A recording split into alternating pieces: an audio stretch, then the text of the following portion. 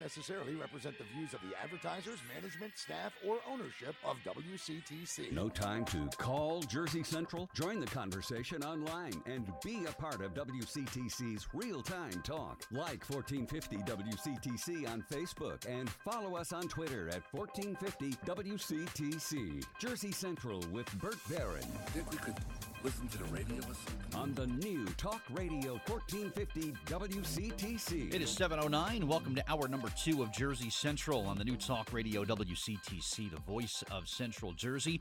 It's Bert Barron inside the Forge Jeweler studio today, and great to have you with us. 73 clouds, showers, full forecast, and a traffic update coming up at 7:15. We'll do our contest a little bit later on this morning, too. And during the break, I posted an event on our Facebook fan page that hopefully you will come on out and cheer for us at this coming Wednesday.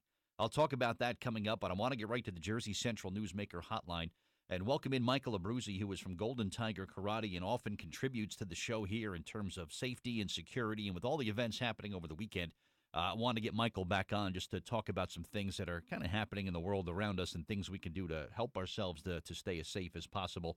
Michael, good morning, and thank you for coming on this morning. I really appreciate it. Good morning. Thank you for the opportunity to share advice with other people that might save their lives.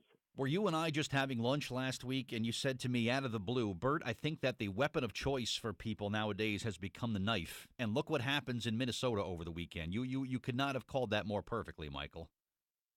Well, I wish I were wrong. This whole thing is just a harbinger of what's to come. The knife has been, I do track these things, spend a lot of time on it, and the knife and hatchets and cleavers have been the weapon of choice because one reason they're easily available, and people can conceal them when going into populated areas. Yeah, and unfortunately, just it was kind of overshadowed what had happened in that mall there on Saturday night with all the things going on with these bombs planted around the area. But keeping safe and keeping your eyes open is just such an important thing of being safe, Michael.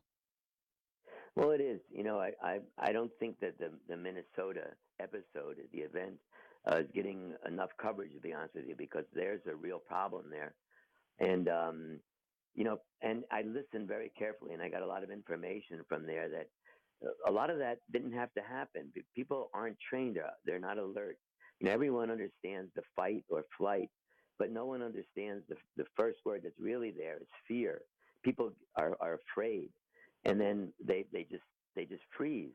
And there, like that 8 people. You know how difficult it is to stab 8 people. How much time goes by. And people just aren't aware and alert as to what to do in those circumstances.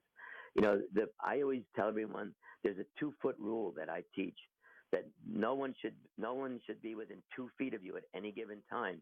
So when someone approaches you and asks you what religion are you, wouldn't that dictate to you, son, get the heck out of there? As fast as I could, yes. Yeah, and yet people just stand there and then get stabbed. I mean, it's unfortunate. It's not the fault of the people. Don't misunderstand me, but it's just this lack of awareness of what we're really encountering. We're under attack, and people just don't believe that. There's an asymmetric war going on, and that means that there's a war going on in the Middle East, and ISIS is losing. So what do? They come to soft targets in the United States and Europe, and this is only the beginning. Unfortunately, I said this months ago, and now it's coming to fruition. Yeah, and fortunately, there was an off-duty police officer there who ended the rampage, or who knows how many people could have been killed or injured there. But and getting back to just what happened around our areas here, Michael, pipe bomb planted in a trash can, and then, of course, in Elizabeth this morning, this backpack with multiple improvised explosive devices inside the bags. What if someone happens to stumble upon something that they're suspicious about, Michael? Well, what's the number one thing you should always do? The first thing you do is you alert the authorities. You don't touch it. You don't carry it.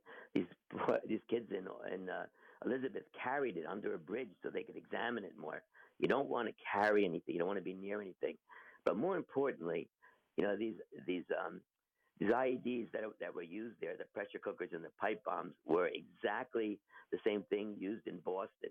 Wow. And and that's exactly what was undertaken there. So this is more or less of a copycat. And I'm very pleased that nothing happened in Seaside Heights. But why weren't the garbage cans examined prior to that run? no one obviously looked in there.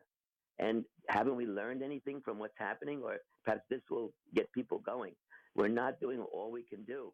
And it's just very unfortunate because a bomb, and if you've ever seen any devastation that those IEDs can make available to these people at a very limited manner of manufacturing them is unbelievable. Hundreds can get killed. Look at Boston. Right, right. Michael, as far as New York City goes, I was really intrigued by the choice of location for these devices here. I mean, if you want to make a statement in New York City and take out as many people as you can, I mean, you go to a place like a Times Square or a Penn Station or somewhere where there's a big gathering of people. Now, Chelsea it's a populated neighborhood, obviously, lots of restaurants. It was a beautiful Saturday night. A lot of people were out. But it wasn't like they were going for the maximum number of injuries or deaths as a result of this. Did that cross your mind at all, too, on Saturday night? No, of course. That's all I do is think about this stuff, unfortunately. That was what's known as a probe. They go into the softest of targets to see what first responders, how many come, where they can go. It's also there was a second IUD placed only blocks away. That's right. This is very common. This is very common in the theories of this war that's being lodged against us. But people, what they want to say is, oh, it's just maybe the person had a bad day or he was unemployed, and that's the reason. It isn't. This is a war, but no one's willing to admit that. Yeah, sometimes you wonder, is this politically driven? Is this personal motivation that goes in behind it? And that's hopefully what you can determine with these investigations. Well, it's really both. When they have people not even, they're saying, well, it's something that was purposeful, but we don't know, and you don't know really.